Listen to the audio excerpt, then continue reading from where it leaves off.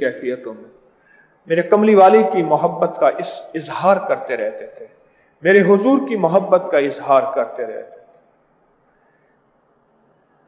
ایک دفعہ رات کو سو رہے تھے اور حضور کی محبت کا استحضار درود پڑھتے پڑھتے پڑھتے نیند نہیں آ رہی تھی، تو بے ساختہ ان کی زبان سے، نیند آ نہیں رہی تھی، بے ساختہ ان کی زبان سے نکلا بلغ العلا بکمالہ، بے ساختہ نکلا۔ اور پھر اگلا مصرع ملا کشفت دجا بجمالہ، اور پھر اگلا مصرع تیسرا، یہ رباعی ہے، حسنت جمیع خصال، میرے حضور کی شان ہے، میرے حضور کی تعریف ہے، میرے حضور کی نعت ہے۔ اب اگلا مصرع سمجھ نہیں آ رہا اور شاعر پریشان ہے کہ میں اس رباعی کو بند کیسے کروں، مکمل کیسے کروں۔ اسی پریشانی کے عالم میں، اسی پریشانی اور حیرت کے عالم میں حتیٰ کہ نیند آ گئی، نیند آ گئی۔ جب نیند آئی تو میرے حضور خواب میں تشریف لائے اور حضور نے فرمایا کہے صلو علیہ وآلہ، صلو علیہ وآلہ۔ علی برادران مولانا محمد علی جوہر، مولانا شوکت علی، علی برادران کے مرشد تھے مولانا عبد الباری فرنگی محلی رحمت اللہ علیہ۔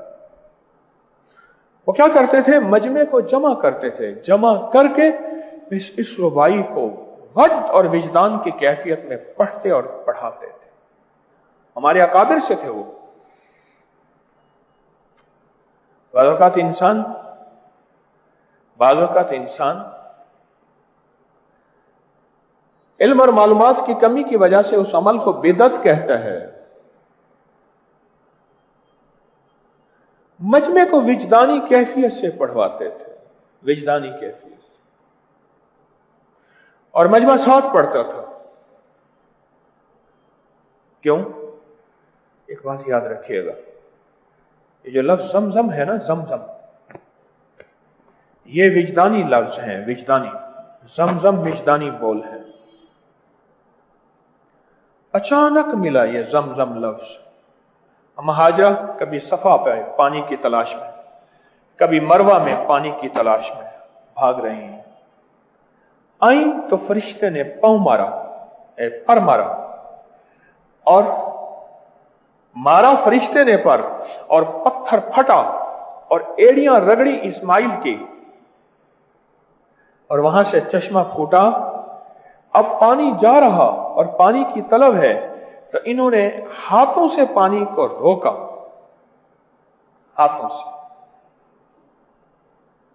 ہاتھوں سے پانی کو روکا، اور بے ساختہ فرمایا زم زم، رک جا رک جا۔ وجدانی بول ہیں۔ آج بھی بچہ چپ نہ ہو رہا ہو، سانس روک کے یا ویسے زم زم پڑھو، بچہ چپ ہو جاتا ہے۔ اور کہیں سے خون نہ رک رہا ہو، کہیں سے خون نہ رک رہا ہو، مرد ہو یا عورت ہو، زم زم پڑھیں، خون رک جاتا ہے۔ نزلہ ریشہ بہ رہا ہو، ناک زم زم پڑھیں، کان بہ رہا ہو، زم زم پڑھیں، اور حتیٰ کہ کسی مخالف چیز کو روکنا ہو، اس کا تصور کر کے زم زم پڑھیں۔ میں نے تو جب بھی بتایا ہے اور اس کا کمال آنکھوں سے دیکھا، اس کا وجدان آنکھوں سے دیکھا، اس کی تاثیر آنکھوں سے دیکھی۔ زم زم پڑھیں۔ کیوں؟ یہ الہامی لفظ ہیں، یہ وحی نہیں ہے، وحی صرف نبی پہ آتی ہے، الہامی بول ہیں، اللہ کی طرف سے اسی وقت عطا کیے گئے ہیں، اسی لمحے عطا کیے گئے ہیں، الہامی بول ہے۔ اور جو الہامی بول ہوتا ہے اس کی تاثیر، اس کا کمال اور ہوتا ہے۔ یہ جو بلغ العلا جو ہے یہ الہامی بول ہیں، कमली वाले के इश्क और मोहब्बत के। और इन इल्हामी बोलों में बहुत ताकत है, बहुत तासीर है, बहुत कमाल है इन इल्हामी बोलों में, हैरत अंगेज बरकत है।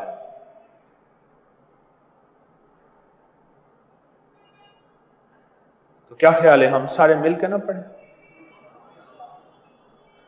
कैफियत के साथ, पूरे जज्बे के साथ, दिल की गहराइयों के साथ। अच्छा, एक और हवाला देता हूं। एक है कसीदा बहारिया, हजरत मौलाना कासिम नानोतवी रहमतुल्लाह अलैह, फज़ाइल दरूद शरीफ में भी वो सारा लिखा हुआ है। हजरत फरमाते हैं, मैंने कसीदा बहारिया जो मेरे ऊपर खुला है, इसी बलगल उला की वजह से खुला है। कसीदा बहारिया अजब है। वो फरमाया कि इसी बलगल उला की वजह से खुला है। बहुत अशार हैं उसमें से, 50, 60, 70 से ज्यादा अशार हैं कसीदा बहारिया में। मेरी कमली वाली की शान, मदीने की शान है, मदीने की शान है। आप वो कसीदा मेरे कमली वाली की शान का सुनेंगे, आपकी अक्ल दंग रह जाएगी कि उस आशिक रसूल ने क्या कसीदा लिखा, मेरी कमली वाली की शान बयान ही क्या की है। मैं आपको आइंदा जुमेरात वो कसीदा सुनाऊं। फरमाते हैं कि मुझ पे यह कसीदा जो खुला, मेरा सीना खुला, मेरा दिल खुला, इस बलगल उला की वजह से खुला, इन 4 अशार की वजह से।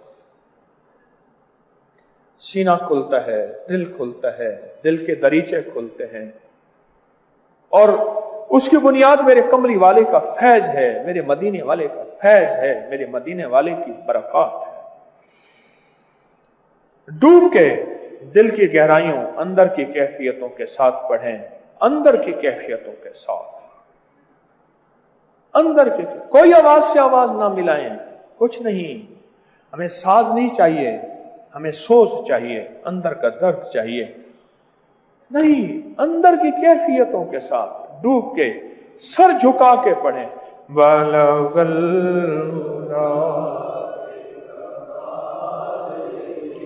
कशफ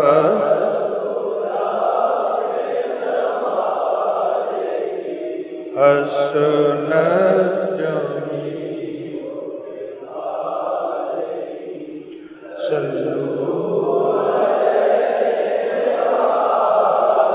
ये जो सल्लु अलैहि व अलैहि ना, इसको हमेशा 3 दफा दोहराएं, उसके बाद फिर पढ़ें, शुरू करें। सल्लु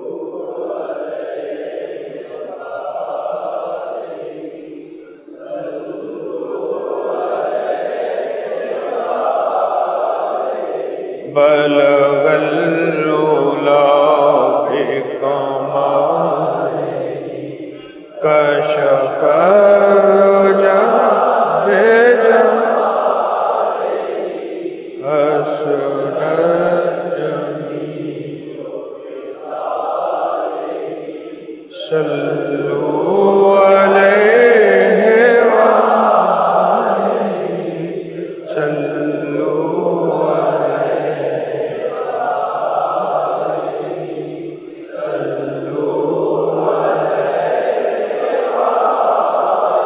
तेरा नाम दिल का सुकून है, तेरी याद राहत जान है, ये तेरे ही दम से है रौनकें, तेरी जान जाने जहान है। बल